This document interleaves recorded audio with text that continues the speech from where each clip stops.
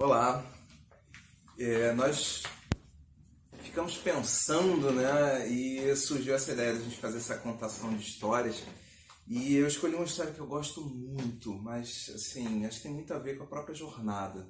Chama-se O Viajante e o Norte.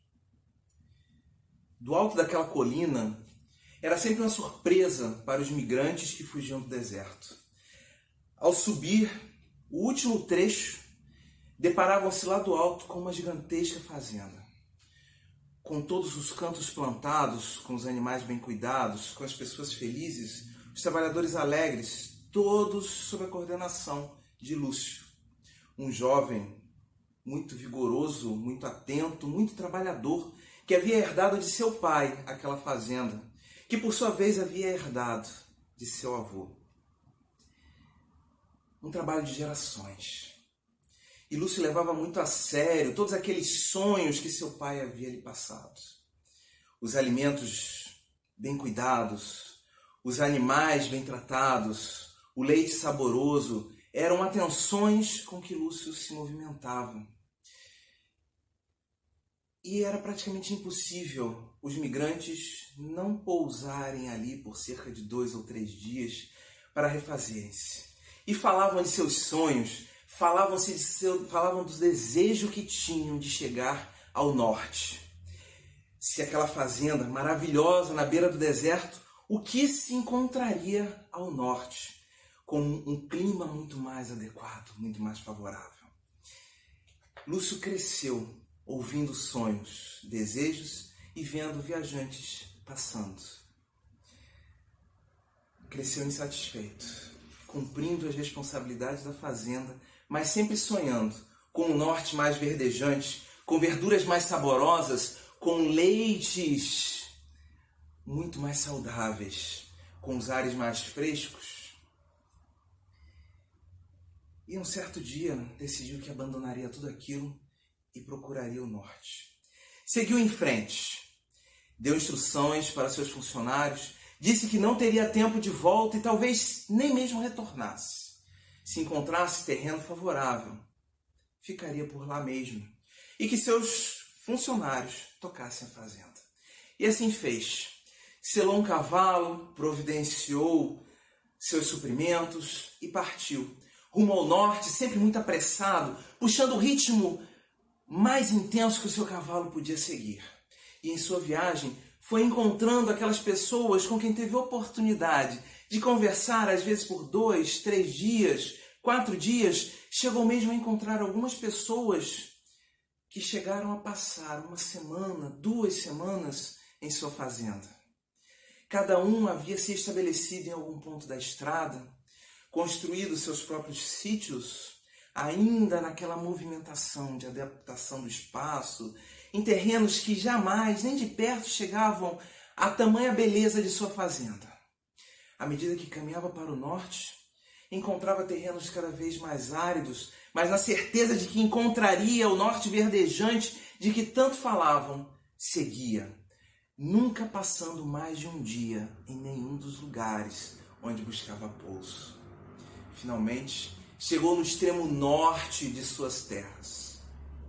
E para sua surpresa, encontrou apenas uma gigantesca pedra, polida pelas ondas constantes do mar que começava ali, sem portos, sem cidades. Apenas a pedra polida pelas ondas do mar bravio e um cemitério que abrigava os viajantes que haviam insistido em buscar um norte mais verdejante. Entristecido, olhou ao redor e pensou que talvez aquele fosse um bom lugar para morrer. Mas como morreria ele, tão novo, tão jovem? Decidiu então retornar, porque se deu conta que não havia conversado, não havia trabalhado tempo suficiente com as pessoas que tinham partilhado de suas viagens ao estarem em sua fazenda. A cada novo encontro, na sua viagem de retorno, encontrou homens, mulheres e crianças felizes que construíram casas, que acharam sonhos, que encontraram os lugares perfeitos para construírem os seus próprios campos verdejantes e se deu conta que sua fazenda, em algum momento, também já deveria ter sido um terreno árido. No final de sua viagem, ao chegar em sua fazenda, chocou-se, porque encontrou o melhor, o mais belo terreno, as mais belas plantações, os mais bem cuidados animais. E decidiu então que começaria uma nova fazenda, dessa vez do outro lado da colina.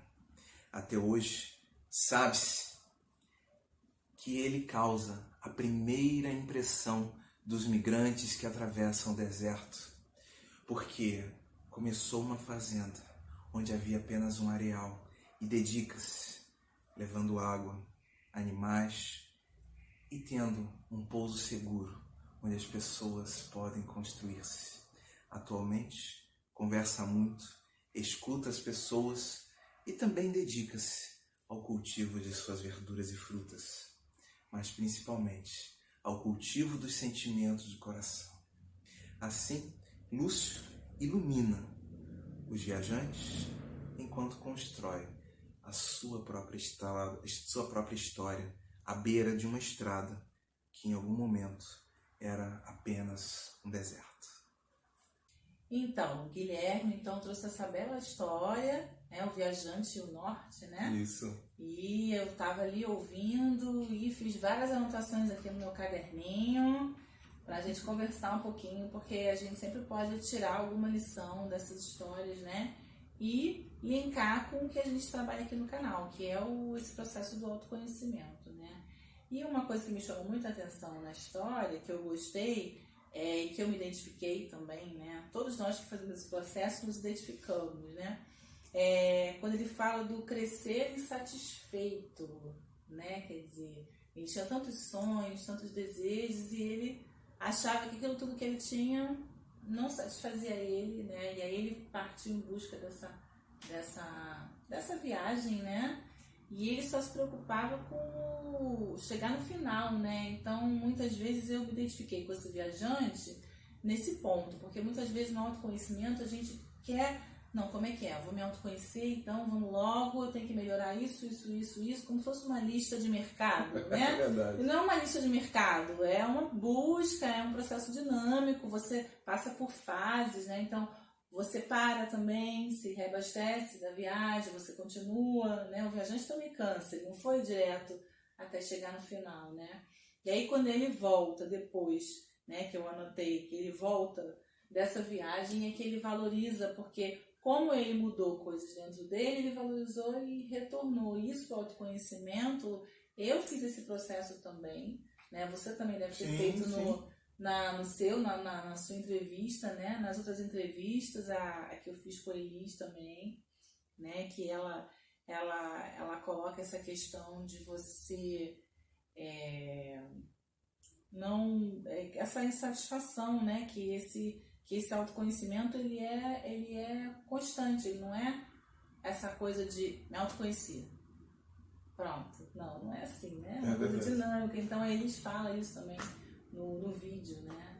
Eu acho que uma coisa vai puxando outra, né? Então, assim, à medida que você toma conta, você toma ciência de um aspecto, outros surgem que vêm naquele entorno e aí você passa a dar foco naquelas questões, né? Então, assim, é uma coisa contínua, é um processo de melhoria contínua, digamos assim, né? Uhum.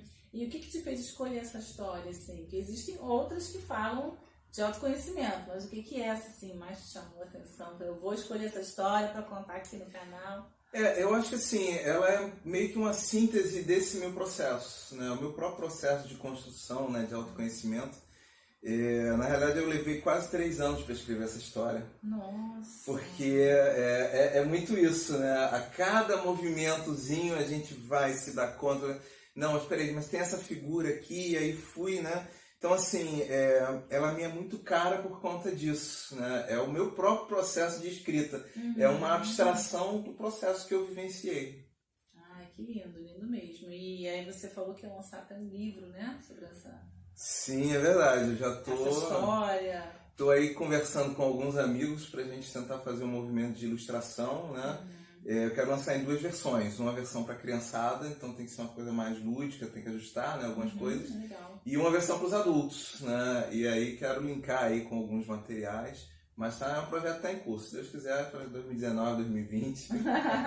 Ai, que bom, Guilherme. Gostei muito. Obrigado. História linda, né? E eu aproveitei esse talento dele lá na primeira entrevista. Eu aproveitei o talento da poesia. Aí você sabe que eu fui, né? Já fui sacando, aproveitei o talento da contação de histórias. Tem que aproveitar os talentos pra gente aproveitar e linkar com autoconhecimento. Claro. Então, curtam, né? Se inscrevam, compartilhem e até mais. Tchau, tchau.